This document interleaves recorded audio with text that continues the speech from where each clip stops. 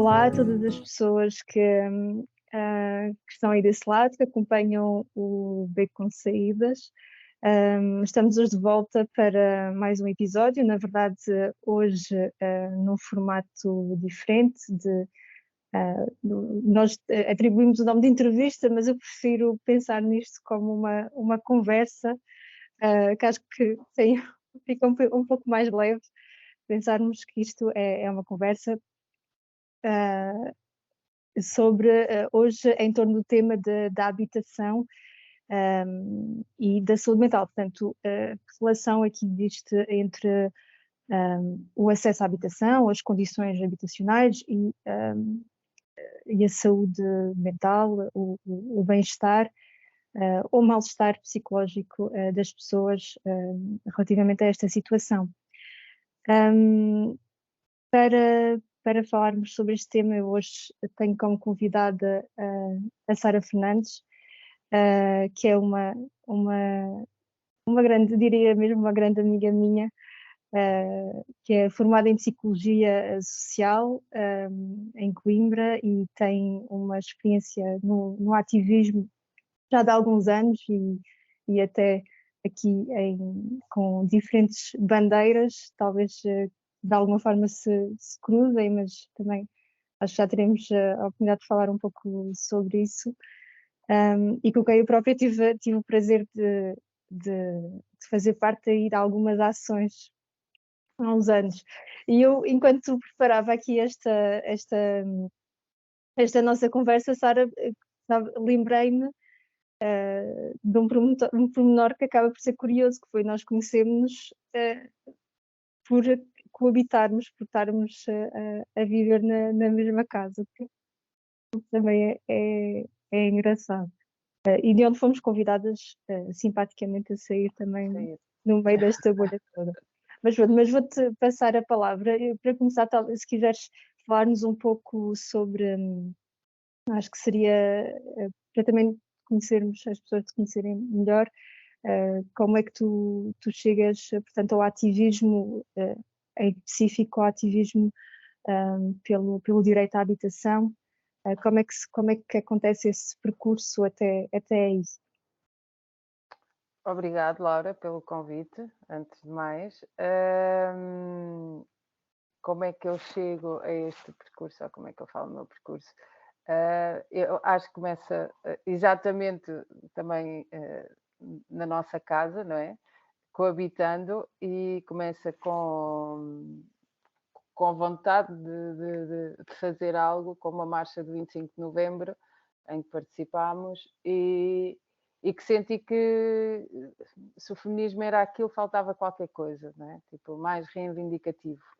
E então vi essa vontade de fazer algo com outro tipo de expressão de rua, que não fosse tão institucional, algo mais de bases. E foi aí que começámos a preparar uma demonstração, manifestação. Na altura não sabíamos se podíamos chamar manifestação ou não, no 8 de março, com a Assembleia Feminista de Lisboa, que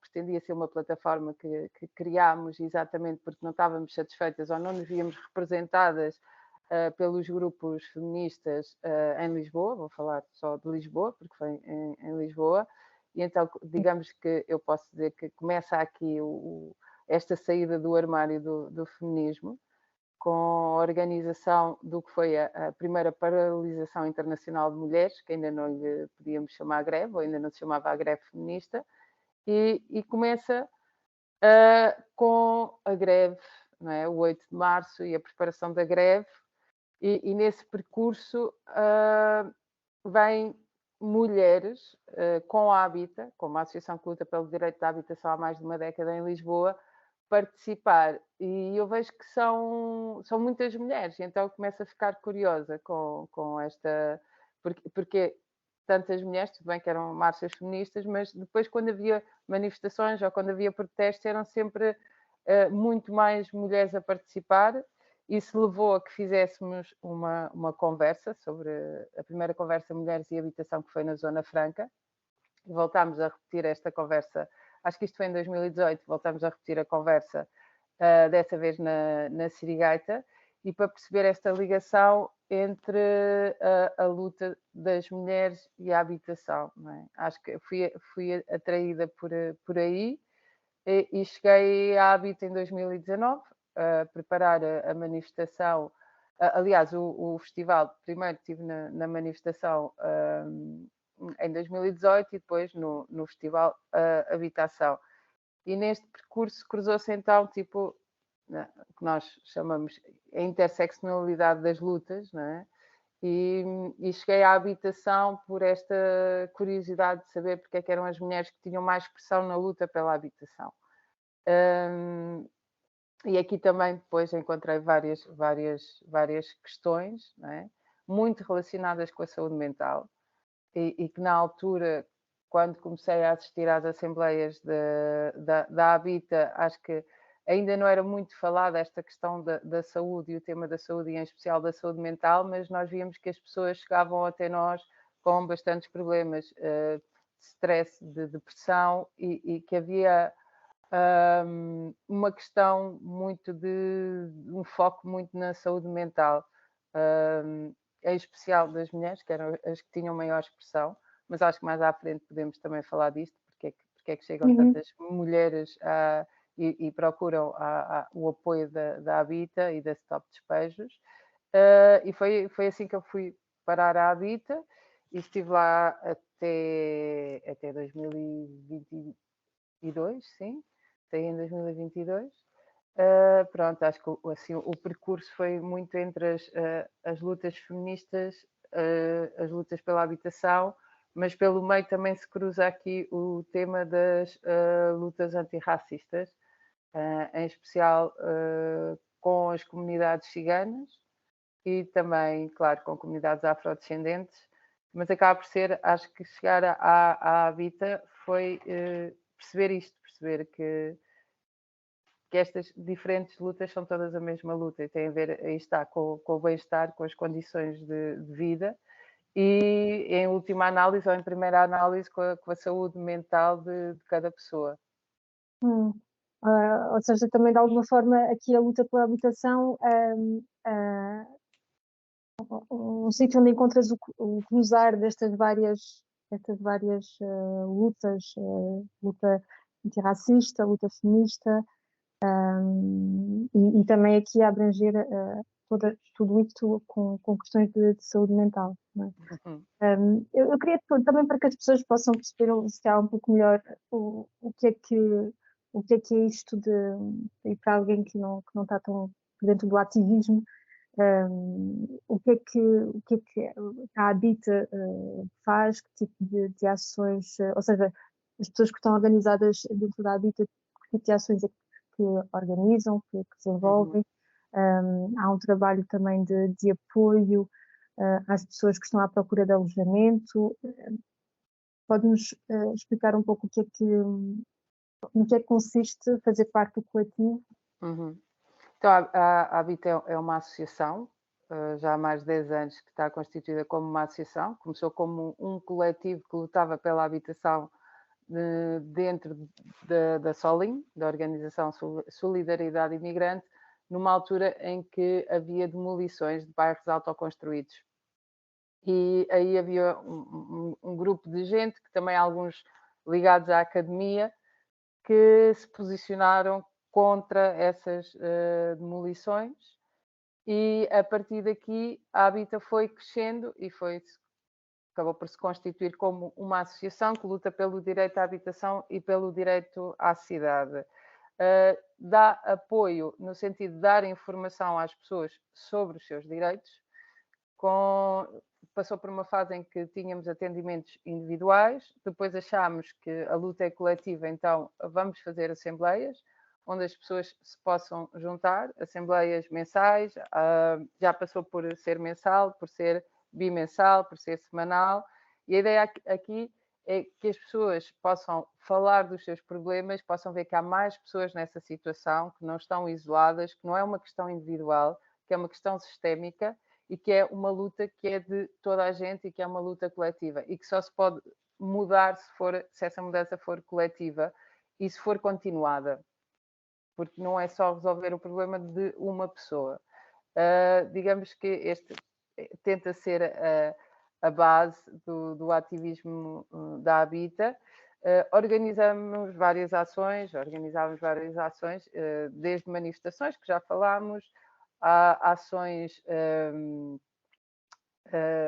mais de ação direta, digamos, e disruptivas, de invadir o Ministério ou ir a reuniões de Câmara, falar em reuniões de Câmara, pedir para ser ouvidos naquele momento, digamos que uma invasão pacífica, ou uma ocupação pacífica. Nós gostamos de usar a palavra ocupação, uma ocupação pacífica.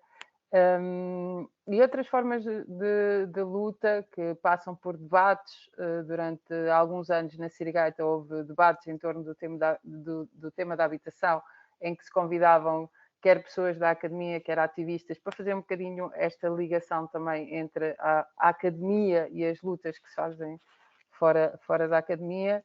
A Habita também trabalha muito em ligação direta com a Stop Despejos, que é um coletivo auto-organizado que se juntou exatamente numa altura em que havia uma grande onda de despejos e continua a existir, e infelizmente continua a existir o problema dos despejos, e também com base em ações diretas, em colar os cartazes, de um bocadinho aquilo que nós chamamos de pintar a cidade com mensagens, organizar as pessoas coletivamente, demonstrar que não é o problema de uma ou duas pessoas, mas é o problema de muitas pessoas. E acho que daí a importância das manifestações, e daí também a importância do que teve o Festival Habitação, que juntou muita gente de diferentes áreas, conseguiu ser um festival com diferentes expressões para falar do tema da habitação ou da falta dela, não é?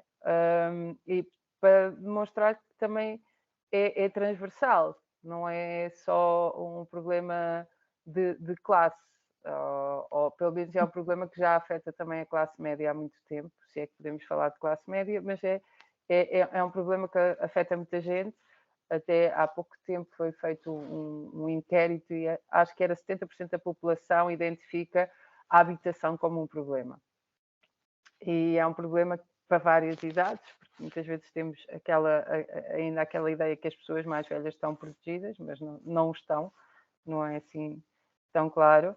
Então, a Habita, no meio disto tudo, eu acho que o grande papel é informar, organizar e constituir estas redes de apoio, estes também núcleos, trabalhar sempre em rede com outros grupos, trabalhar fora do centro, com outras associações, e tentar sempre esta forma de organização coletiva, de apoio mútuo, de solidariedade, e também de denunciar publicamente as situações de despejo e de certa forma, a violência do Estado e as desigualdades estruturais ligadas aos problemas de habitação, dar essa visibilidade e até fazer denúncias a nível internacional, como foi do caso das demolições do bairro 6 de Maio.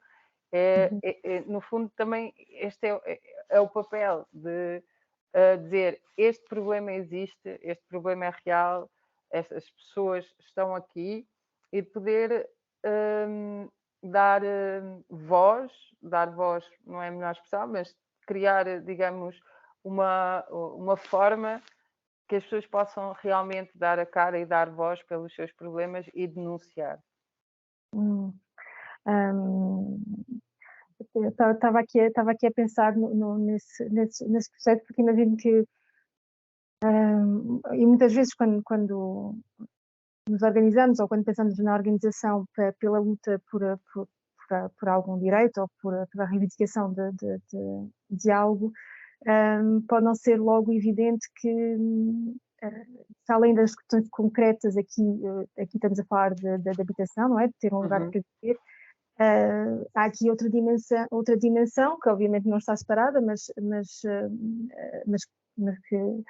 que às vezes pode não ser não estar tão visível, que é o sofrimento, já foste apontando isso, não é? Mas o sofrimento que, que, que vem de mãos dadas com estes problemas todos. Sofrimento, estou aqui a pensar mais do ponto de vista psicológico, que é que também queremos aqui desenvolver um pouco.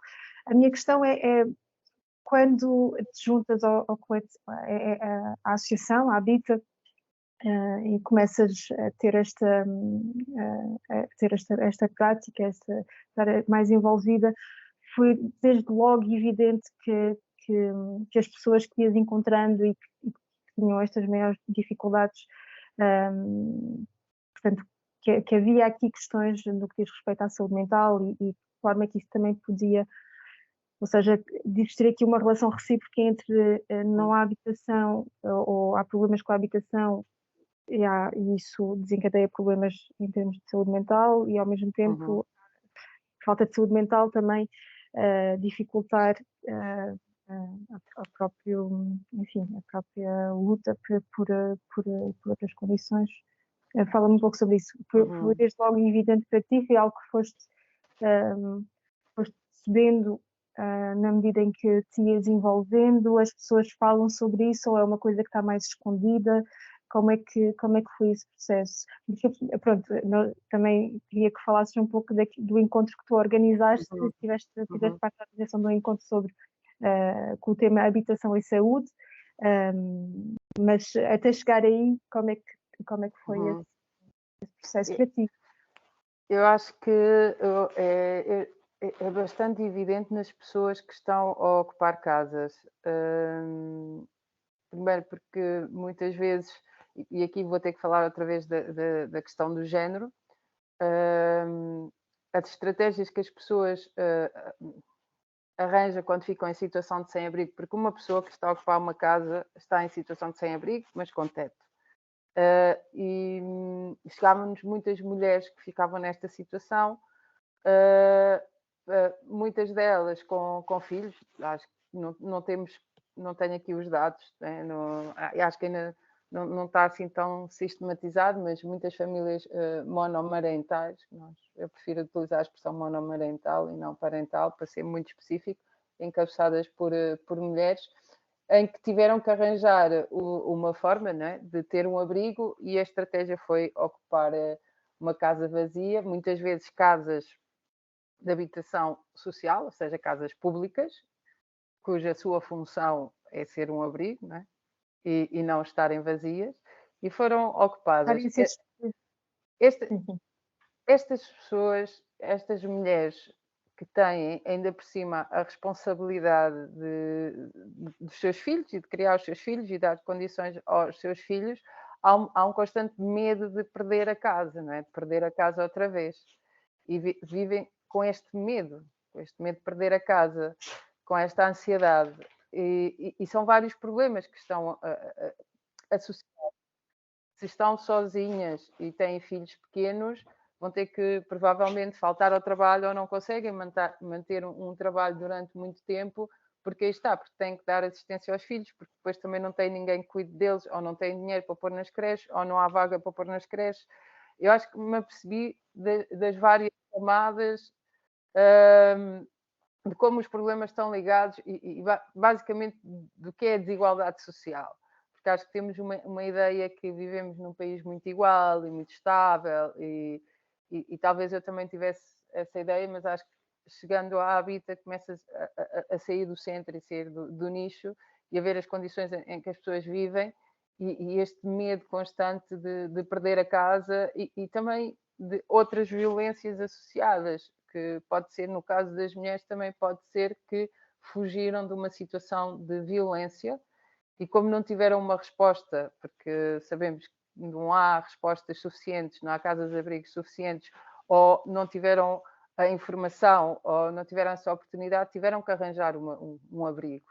E então há aqui várias questões, que não é só a questão da habitação que afeta a saúde mental, mas eu acho que se tiver que escolher aqui um fator muito importante, é o medo de perder a casa. É o medo. É viver com este medo. É viver com o medo. E para quem já foi despejado, e despejado com polícia, é viver outra vez com o medo de que chegue a polícia, que deite a porta abaixo, que tenhas que pôr todas as tuas coisas em bolsas do lixo e sair com os filhos, com a roupa que tens no corpo, sem saber se vai haver uma resposta ou não, que é outra coisa que muitas pessoas pensam, é se há um despejo, então as pessoas têm uma resposta e isso não acontece. Muitas vezes, e mesmo durante a pandemia, a resposta era ligar para o 144, era ir para um abrigo,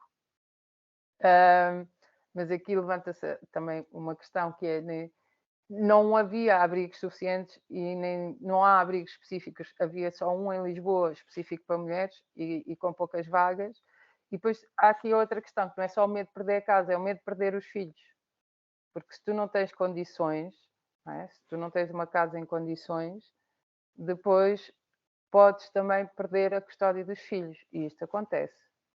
E, então, digamos que há várias camadas de medo e acho que não é preciso ter um curso em psicologia para perceber como é que isto afeta a saúde, e aqui não podemos falar só de saúde mental, porque saúde é tudo, não é? E as coisas não estão separadas, não é? Saúde e É, saúde. então, era evidente nas falas, era evidente que, que as pessoas tinham problemas e precisavam de apoio, mas não precisam apenas, não basta dizer, ok, vamos criar uma resposta de apoio psicológico, porque tens que resolver questões estruturais, não é? Tens que resolver primeiro a habitação, porque mesmo que tu tenhas um apoio, mesmo que tu faças terapia, tu não é a terapia pode-te ajudar, mas tu precisas é ter uma casa estável, precisas de estabilidade, que é outra coisa muito difícil, porque tu tens as pessoas a viver em condições de precariedade habitacional, precariedade laboral, precariedade afetivas, nestes casos de relacionamentos violentos. Então, é toda uma série de precariedades que têm implicações. Têm implicações a nível do stress, da ansiedade, depressão, e depois as respostas ou não há, são muito difíceis. Não há um sistema nacional de saúde a funcionar bem, de saúde mental, vá, como existe para outros casos, não é?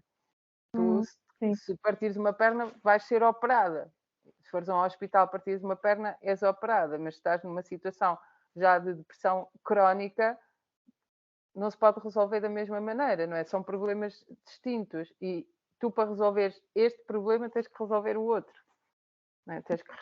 Tens que trabalhar na falta da habitação. A habitação é um direito básico, é uma coisa que também nos falta, que é perceber que a habitação é um direito e devia ser garantido pelo Estado como outros direitos, como a educação e como a saúde, e neste momento estamos a assistir a greves na educação e na saúde, mas a habitação não é tida como um direito e não é tida como um assunto do Estado, é tida como um assunto individual.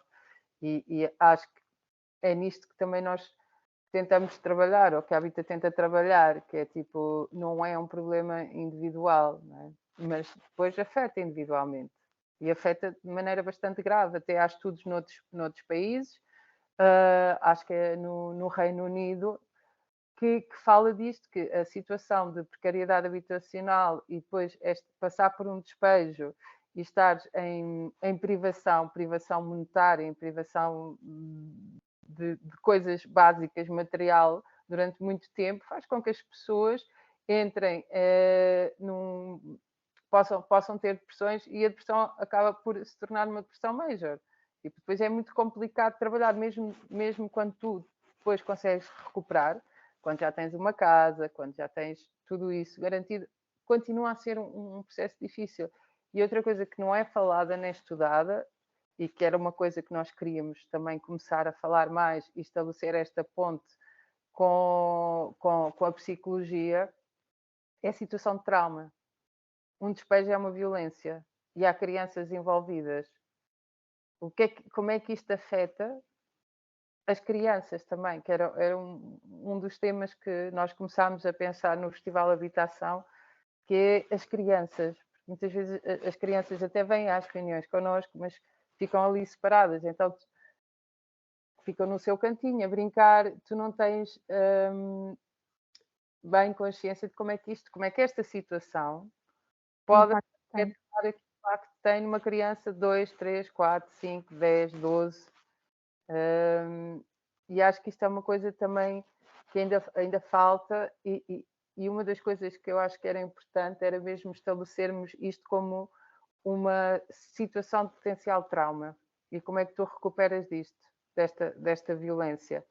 De perder a casa, de ser despejada, porque já há muitos estudos sobre população em situação de sem-abrigo, já sabemos que as pessoas em situação de sem-abrigo e sem teto têm uma esperança média de vida menor e têm vários problemas psicológicos, mas depois há estas questões mais específicas e que também têm a ver com o género, e nós, neste percurso na Habita, também tentámos criar com outras associações um grupo que se chama Muda, Mulheres pelo Direito à Habitação, e escrevemos uma carta focada no tema das mulheres em situação de sem-abrigo, porque são questões específicas e são questões que precisam de ser abordadas numa perspectiva também interdisciplinar e com vários olhos. E foi também um dos objetivos do nosso projeto Habitação é Saúde, focar nesta questão das violências, dos despejos e deste medo de perder a casa, que é não só para pessoas que realmente já vivem em situação de precariedade habitacional, é quase para toda a gente, mesmo quem tenha um trabalho que possa pagar a casa, vá, a viver em Lisboa, pode ser despejada a qualquer momento. Não é? Despejada que não nos chamamos um despejo, porque é uma não renovação de contrato, que isso é outra coisa.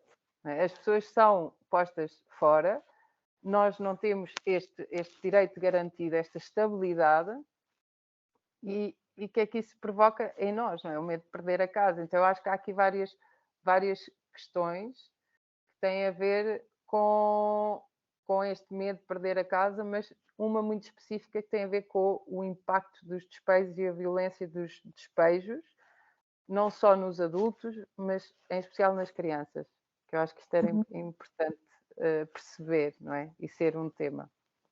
Sim, porque até em esse nível estamos a falar de retirar-se o sentimento de segurança, não é? Porque a casa tem muito a ver com isto, com uma necessidade básica nossa, do ser humano, que é sentir-se seguro para poder depois passar pensar em outras coisas. Mas antes de mais, eu preciso sentir-me segura, preciso ter um sítio para dormir, para garantir as minhas necessidades mais básicas, fisiológicas, para então pensar em desenvolver-me a outros níveis. E nesse aspecto, de facto, uma criança que assista a um evento desses e para quem é difícil de compreender, não é? Os porquês, ou enfim, elaborar sobre a situação toda, o que ela entende da situação ou o que ela sente, porque acho que é isso, né? Nessas idades é sobretudo sentido, é a falta de segurança, o medo, como falavas há pouco. Falaste em muitas coisas interessantes e eu queria pegar em várias, mas bom, vou tentar focar-me agora em uma em específico, que teve a ver com isso que dizias da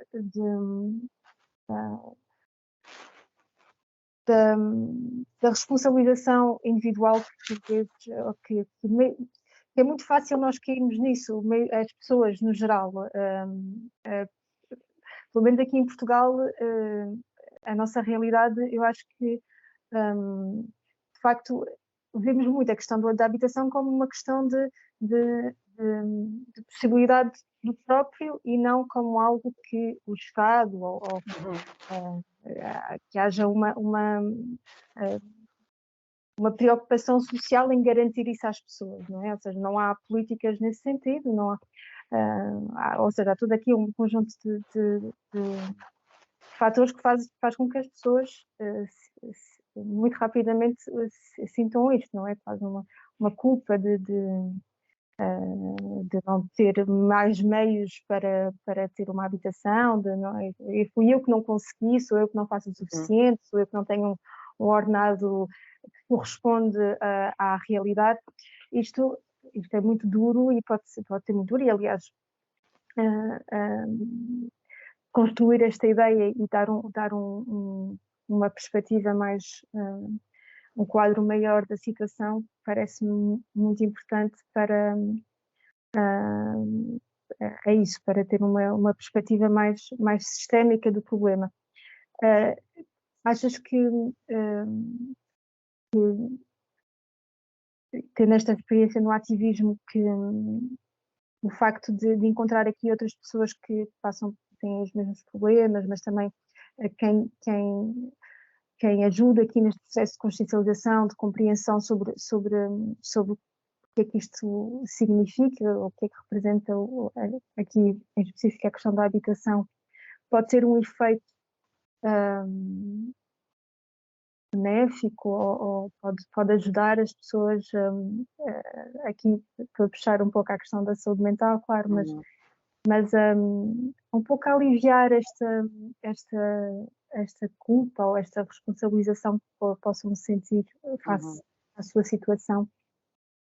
Eu via isso nas assembleias e em especial quando organizas uma ação, seja porque alguém vai perder a casa para o banco, então vamos para a frente do novo banco, vou dar um exemplo concreto, com esse casal que ia perder a casa, então juntamos-nos meia dúzia de pessoas e vamos para a frente do novo banco e estamos ali até sermos atendidas e até realmente conseguirmos chegar a uma fala, porque é diferente tu ir sozinho tentar negociar com o banco ou ires com algumas pessoas atrás, com cartazes, com megafone, com alguém que possa também, de alguma maneira, estar ali como intermediário e das pessoas se sentirem apoiadas. E é tipo, um bocadinho tentávamos dizer às pessoas, hoje sou eu, amanhã és tu. Todos nós estamos nesta situação ou podemos estar nesta situação. E este apoio das pessoas sentirem-se realmente que não estão isoladas, porque há muitas pessoas que chegam até nós, pensam mesmo que é a sua culpa, que eu falhei na vida, eu não consegui pagar a renda a tempo, mesmo tendo 2 trabalhos, eu não consegui pagar a renda, não consegui pagar as contas. E também tem muito a ver com as políticas de habitação que nós tivemos desde o 25 de Abril, não é? Nós passamos por um período que é bastante interessante, o período do PREC e das ocupações, e que havia realmente, especialmente em Lisboa e no Porto, os ditos bairros de barracas, e as pessoas a ocuparem os centros das cidades e a terem esse apoio e a verem a sua luta reconhecida, e que fez que se criasse um programa, ou algum programa em que as pessoas participavam na construção da sua habitação, no sentido de idealizar, de planear, de planificar em conjunto, não ser apenas uma questão de arquitetos, arquitetas, engenheiros e pessoas especializadas, mas ser as próprias pessoas a pensarem os sítios onde vão viver e a pensarem as suas comunidades e a cidade, não só a sua casa. Eu acho que o tema da individualização e da atomização se vê muito também nesta questão, porque nós precisamos de não só de nos focarmos no direito à habitação, mas no direito ao lugar e no direito à cidade. E o direito ao lugar aqui no meio, porque há sítios que não são cidade, mas nós temos direito a ter os nossos lugares e a ter escolhas sobre os nossos lugares. A habitação, eu acho que tem sido o direito mais mercantilizado e mais ao sabor do mercado livre, com aquela desculpa muito que eu ouço muitas pessoas a dizerem: porque realmente antes, quando as rendas estavam congeladas, não havia dinheiro, os proprietários não tinham dinheiro para reconstruir. Mas as reconstruções fizeram-se, mas não estão a servir, muitas das reconstruções, por exemplo, nos centros históricos das cidades, não estão a servir para habitação permanente, estão a servir como alojamento local. Então, esta questão de, sim, é bom que o Estado não intervenha, não é? Nas rendas e não haja controle do Estado nisto e o mercado regula-se a si próprio e agora vai haver muita oferta, se fosse assim, então nós não tínhamos dificuldade em encontrar casa. Porque é que temos dificuldade de alugar uma casa? É como Lisboa, então, é uma cidade que houve momentos, em 2019, que não conseguias nem sequer alugar um quarto, que não havia. Não há, mas há 40.000 casas vazias na Grande Lisboa. Há 700.000 casas vazias em Portugal. Como é que explicamos isto? É confuso, não é? Mas isto também tem a ver com o que é que nós vamos apoiar, o que é que os sucessivos governos escolheram apoiar.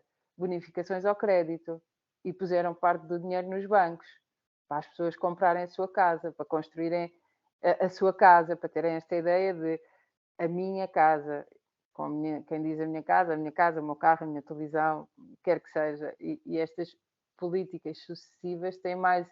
Não foi investido tanto dinheiro em habitação pública como foi investido a financiar créditos e bancos para as pessoas se endividarem. Eu digo isto porque há pessoas que perdem a casa para o banco.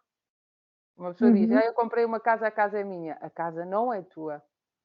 Até ao fim do pagamento, a casa não é tua e um dia podes perder esta casa que tu pensas que é tua. Não é? Mais uma vez esta instabilidade. Mas há aqui como nós vivemos num país de proprietários. Isto pode ser que mude, mas acho que era os censos de 2011, 70% eram proprietários. Pequenos proprietários, não tão grandes proprietários. Então há também muito esta questão de ser proprietário, não é? E há poucos arrendatários, mas isto está a mudar, esta tendência está-se a inverter. Há cada vez mais pessoas que não têm possibilidade, até porque hoje em dia, no último ano, que tem sido a loucura, não é? Dos juros, as pessoas já começam a mudar. Talvez aqui possa haver uma inversão e se começa a falar mais de arrendamento. E tipo, acho que as duas coisas estão relacionadas, porque está-se a falar muito da crise da habitação outra vez. Não é? E tem a ver também com esta questão de. É muito difícil, é difícil arrendar uma casa nos grandes centros urbanos, mas mesmo nos pequenos sítios é difícil arrendar casas. Comprar casa, digamos que é mais fácil, mas ainda assim, quem é que tem condições para comprar uma casa hoje em dia, não é? É toda uma questão das várias precariedades que falámos antes, não é? Sendo que a precariedade laboral também está no centro desta questão. É muito difícil, digamos, tu teres acesso à habitação e ainda assim achamos que o Estado não tem nada a ver com isto. Não é? É Mas achas nossa que responsabilidade individual conseguir, com o nosso sucesso, sim, ter uma casa. sim. Portanto, achas que de alguma forma esses incentivos ao crédito foram criando uma ilusão de que era possível ter uma casa, ou seja, era possível ter uma habitação, claro, ser proprietário, mas porque eu acho que também há muito o pensamento de que é uma forma de eu ter, portanto, pagar um X por mês, que é acessível, e além disso a casa um dia será minha. Ou seja, cria aqui uma ilusão, porque o que tu estás aqui a falar é que, portanto, há aqui uma canalização de dinheiro do Estado, dinheiro que é nosso, não é? Dos nossos impostos, que poderia ser canalizado para uma lógica mais de habitação social, é isto? Da habitação social. E já nem falo tanto de construções novas, mas reconstrução, porque sabemos que há muitas casas vazias em Lisboa que pertencem ou à Câmara ou à Santa Casa da Misericórdia de Lisboa, que é outra realidade. Essas casas podiam ser reabilitadas, algumas nem estão tão mal. Temos casas de habitação social fechadas, imensas, e em Bem, más isso é, condições. Que isso é ainda é pior. incrível. Nós somos um país que não chegamos aos 3% de habitação pública, e vou preferir utilizar o termo habitação pública porque acho que é importante, porque acho que a habitação social tem uma conotação bastante má em Portugal e a habitação pública temos que chamar as coisas como são, que é público. Nós somos dos países europeus com o menor investimento em habitação pública, mas somos dos países que simultaneamente temos mais casas. E pronto, aqui temos que pôr o fator que o nosso PIB, grande parte do nosso PIB, vem da construção e hoje em dia também do turismo. E não estamos aqui a falar de a habitação está a servir a sua função social. Não. Porque se nós temos esta falta de casas, não temos falta de casas físicas, digamos. Temos esta precariedade habitacional e esta dificuldade de aceder à habitação, não é? Seja Ser ela... efetivamente um direito, não é? De todas as pessoas, independentemente da sua situação. E acho que isso é interessante o que estás a dizer, de falar de como habitação pública e equiparando aqui também, é isso, que tal como a importância de existir um Sistema Nacional de Saúde, o acesso à saúde pública, o acesso à educação, a habitação também como aqui uma condição básica e essencial a uma vida, a uma vida digna, não é? A podermos ter uma vida digna. Eu queria, aqui estavas a falar e fizeste aqui algumas comparações relativamente a outros países no norte da Europa, e eu queria aqui pegar um pouco também, e estamos a falar de saúde mental, mas saúde também no geral, sobre as condições da habitação e a precariedade das condições habitacionais, como é um problema muito grande que nós temos em Portugal, ou seja, isto aqui não fui fazer qualquer pesquisa, mas qualquer pessoa que já tenha feito uma viagem a um país do norte da Europa, e não é preciso ir para muito longe, basta ir à França, e estar dentro de uma casa no inverno é completamente diferente a sensação de passar o inverno lá, onde temos temperaturas mais baixas relativamente a atravessar o inverno aqui, tendo em conta as condições da habitação. Portanto, nestes processos, junto a estas pessoas que foste acompanhando, e imagino que isto também foi uma realidade que foste encontrando, como é que isto afeta também as pessoas do ponto de vista da saúde delas, física e mental, a precariedade das condições habitacionais em que elas muitas vezes se encontram? Olha, Laura, nós somos um país onde se morre de frio dentro de casa. Estamos, acho que é em quinto lugar a nível europeu. Também estamos no top da tabela da pobreza energética, que é um termo que se usa muito hoje em dia, não é? De pobreza energética.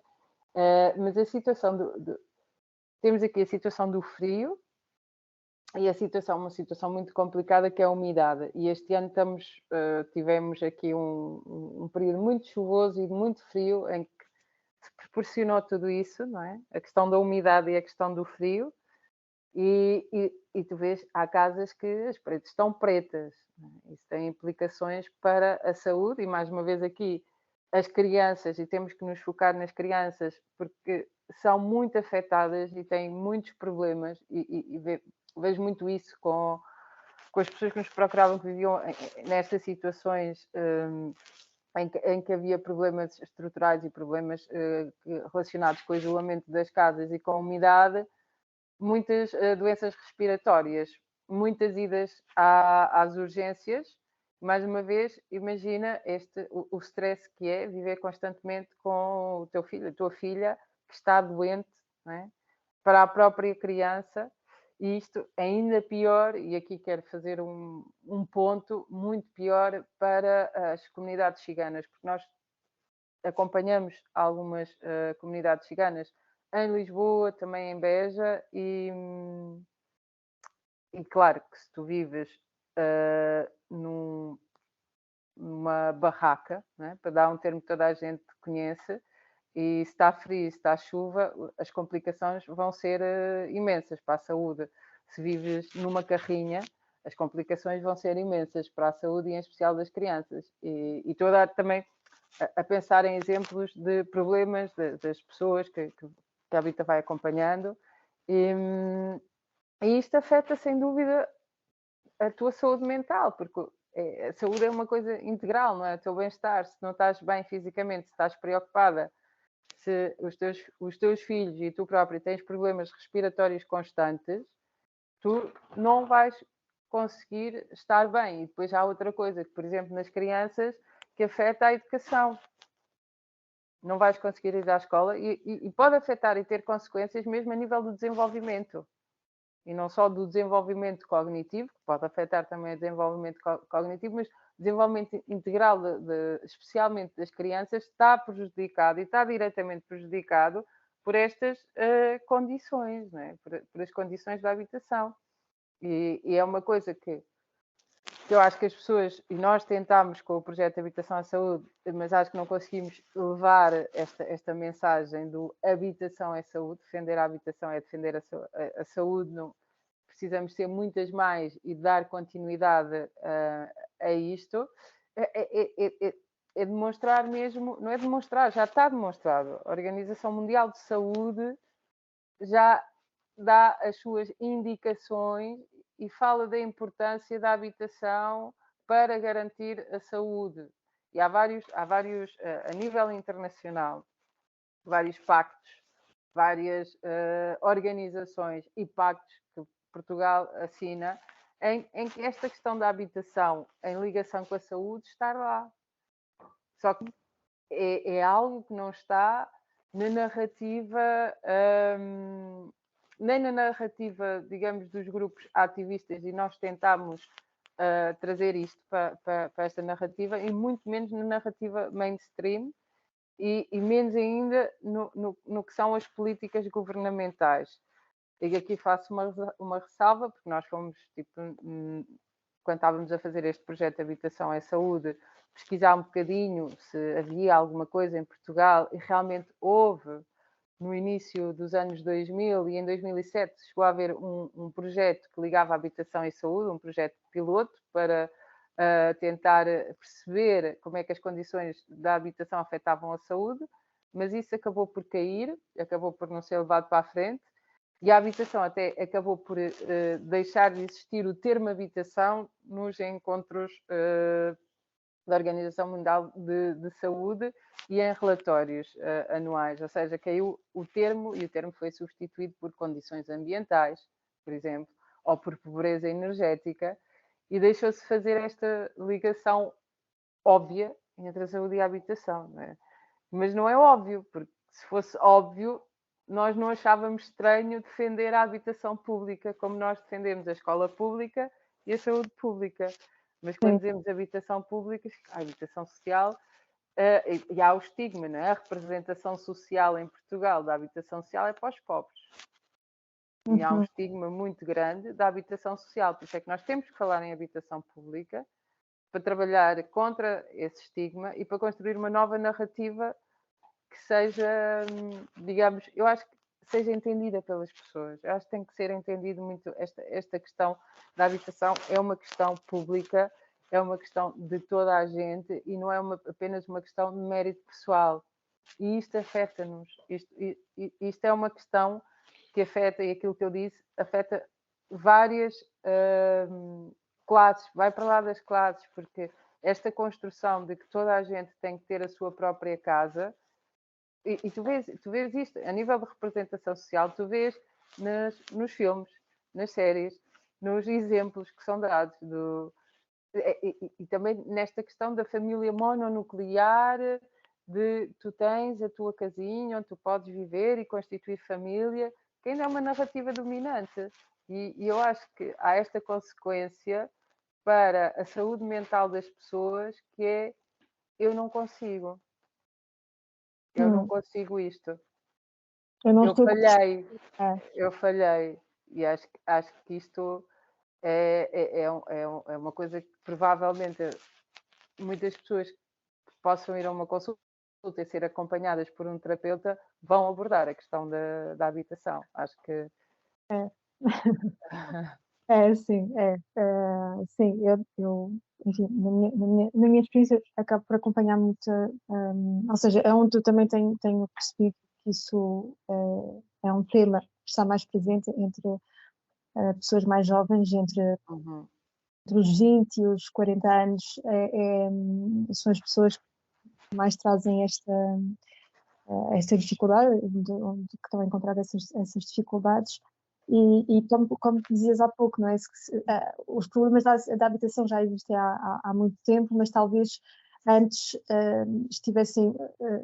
atingissem mais a pessoas mais pobres e cada vez mais foi abrangendo mais camadas sociais e hoje em dia e talvez por isso também que agora é uma questão que está a ser muito falada, está a haver cada vez mais, acho que há cada vez mais uma abordagem do problema, porque é uma preocupação que está a abranger muitas pessoas, nós incluídas, não é? Ou seja,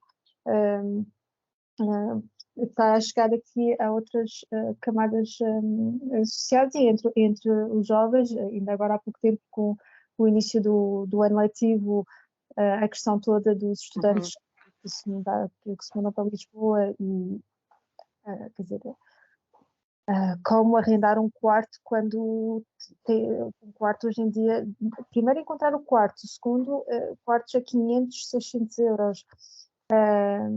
Depois a situação já é tal que por haver poucas opções, há uma escolha de quem, ou seja, que de ver pelos rendimentos, pela situação familiar, enfim, quem é que isto acaba por trazer aqui muitas dificuldades, mas sim, esse medo de uma não renovação de contrato, o medo do aumento da renda, enfim, tudo isso hoje já há algum tempo, mas hoje está, acho que está aqui a atingir um pico muito complicado e que está a atingir muita gente e que acaba por gerar aqui uma série enfim, contribuir para uma série de sintomas, ansiedade, medo, depressão, porque ninguém gosta de viver na incerteza, não é? De um dia para o outro poder haver essa possibilidade sempre em aberto, não é? Ali estar ali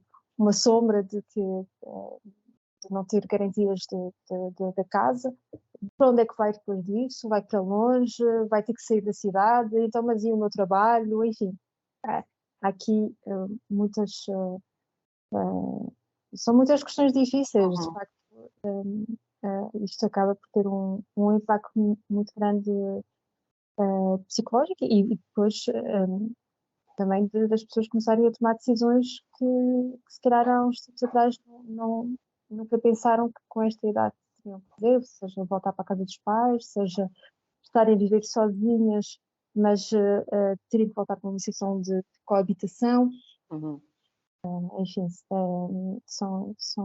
são diferentes situações. Eu queria, antes de termos quase a terminar, mas passou rápido.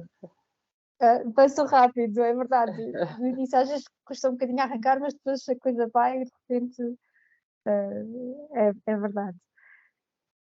O que eu queria te perguntar ainda, e é um pouco ainda em contra a estas dificuldades que as pessoas estão a encontrar, eu não sei se enfim, é uma questão, acho que já vai para além daquilo que tu fazes, mas hoje em dia, que políticas é que existem? São políticas, já percebemos que não, obviamente não são suficientes, aliás, são muito insuficientes, as dificuldades ultrapassam em muito as políticas que existem, mas o que é que existe? O que é que as pessoas conseguem recorrer? Ao que é que as pessoas conseguem recorrer quando surgem estes problemas? Se é que há alguma coisa que elas possam Há uma coisa que se chama Nova Geração de Políticas de Habitação. é um nome pomposo. É um nome pomposo, mas isso já começou em 2017 e ainda vimos pouco. O PRR ia trazer também muito dinheiro para a habitação, mas esse muito dinheiro que vinha para a habitação era dinheiro que já devia ter sido investido em habitação. Ou seja, é um bocadinho uma ilusão. Há muito esta coisa de, sim, vamos investir em habitação pública. Vamos investir em habitação pública e vamos construir. Agora é que vamos construir. Eu acho que desde o 25 de Abril que tem sido 2% de habitação pública. E pronto.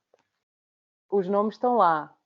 há alguns programas, posso falar mais de programas específicos, alguns que funcionam e outros são grandes flops. A renda acessível. Portanto, ouvimos falar, tens a renda acessível do governo, tens de te inscrever no portal, e tens a renda acessível de Lisboa. Vou falar do caso de Lisboa, conheço melhor. As listas são enormes, as listas de espera, não é? A renda acessível que começou com o anterior autarca, com Medina, permitia milhares de casas. Eu não tenho a certeza dos números, mas acho que no final foram 900 e poucas casas atribuídas, e é uma espécie de concurso.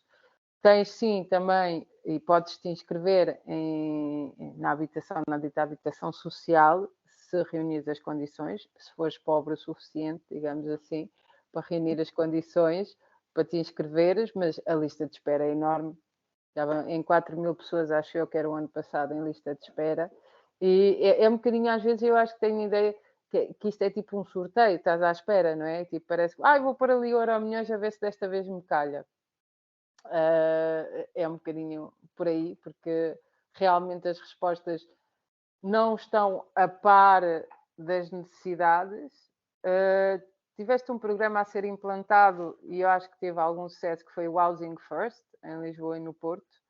Vamos ver agora os frutos, porque é um programa para pessoas em situação de sem-abrigo e que já estão em situação de sem-abrigo há algum tempo. Digamos, casos mais de extremos, em que é atribuída uma habitação e que essa pessoa tem um acompanhamento para uma dita reinserção social. Não é?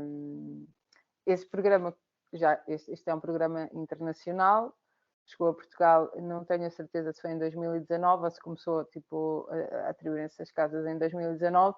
Acho que agora a questão do housing first é saber se isto tem uma duração no tempo, ou seja, se estas pessoas que foram, porque é como diz, as casas primeiro tens que dar uma casa, só depois de dares a casa é que podes construir o resto. Eu acho que o nome até é bastante inteligente nisso, porque põe o foco de primeiras casas e depois o resto, e estamos neste processo de estamos a ver se isto realmente resulta. Noutros países teve bastante sucesso, mas isto é um programa que também tem a ver com a estratégia nacional para pessoas em situação de sem-abrigo, que é um bocadinho diferente de país para país, porque aquilo que é considerado pessoa em situação de sem-abrigo não é igual em toda a comunidade europeia, por exemplo.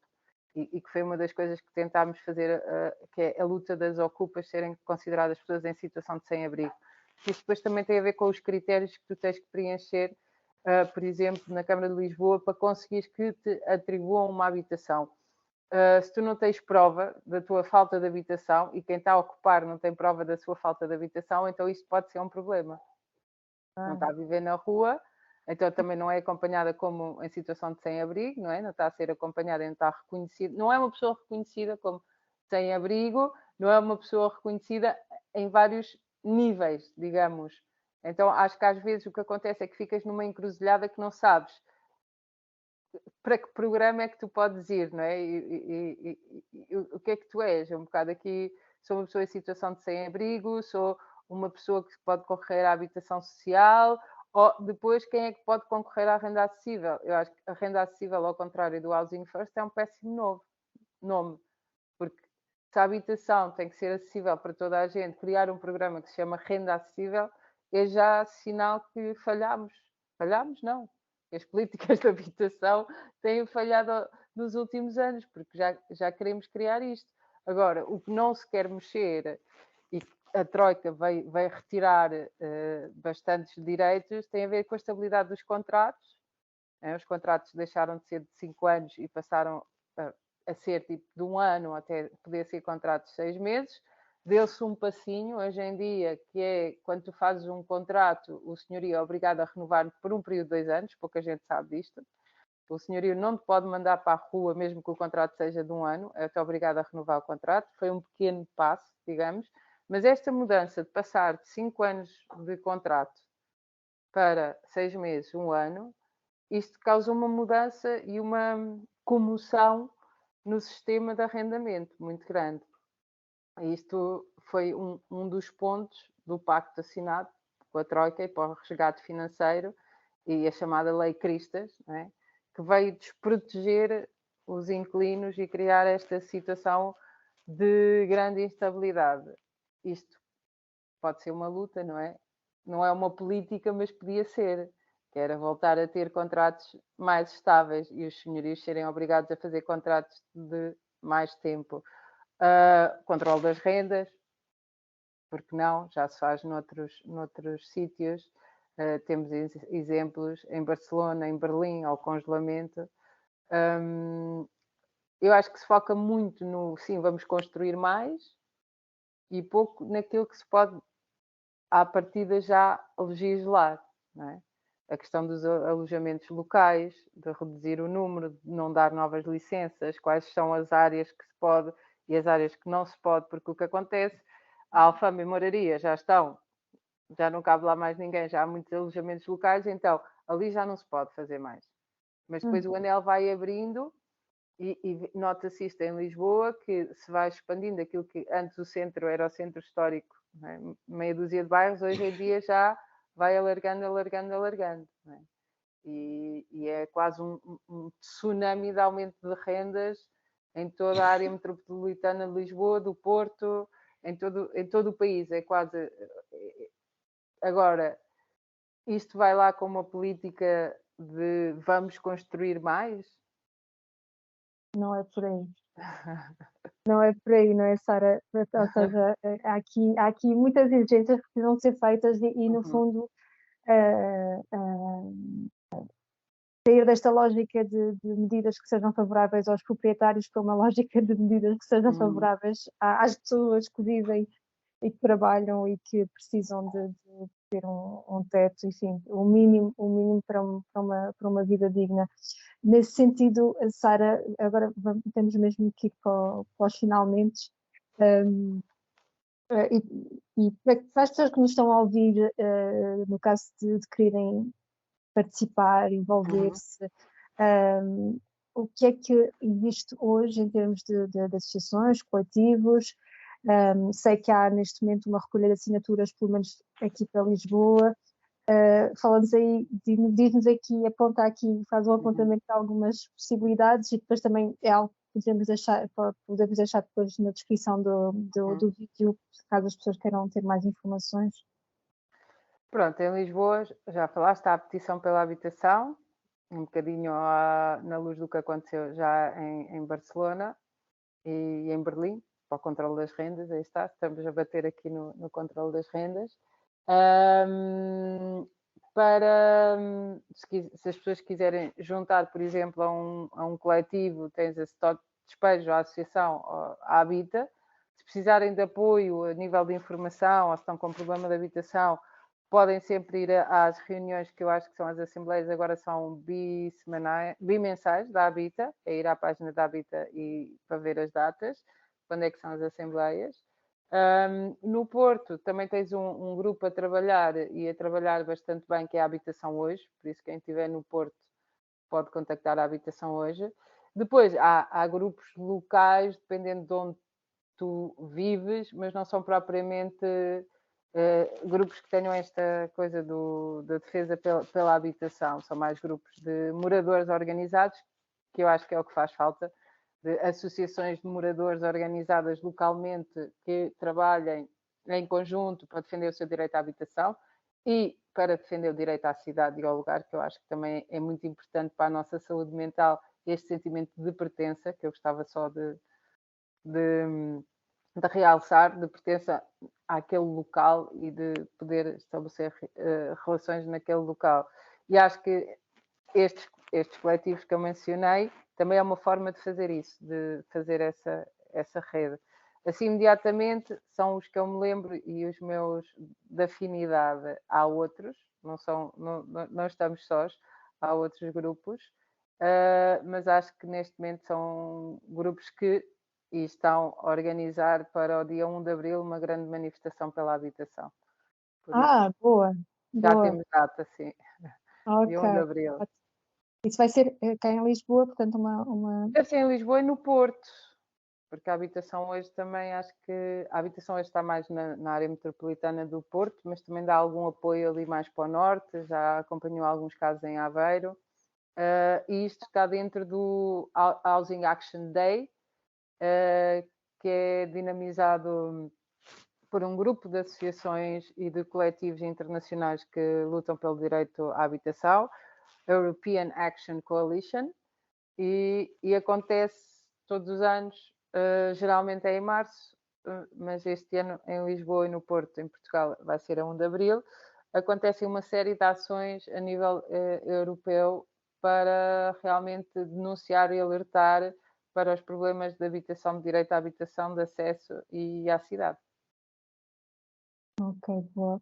Sara, muito obrigada. Eu acho que disseste aqui Obrigada, muita Laura. coisa importante. Acho que foi mesmo muito interessante todas as tuas partilhas e conhecer a tua experiência e todas estas reflexões, ligando coisas que não se podem separar, mas que às vezes podem ser.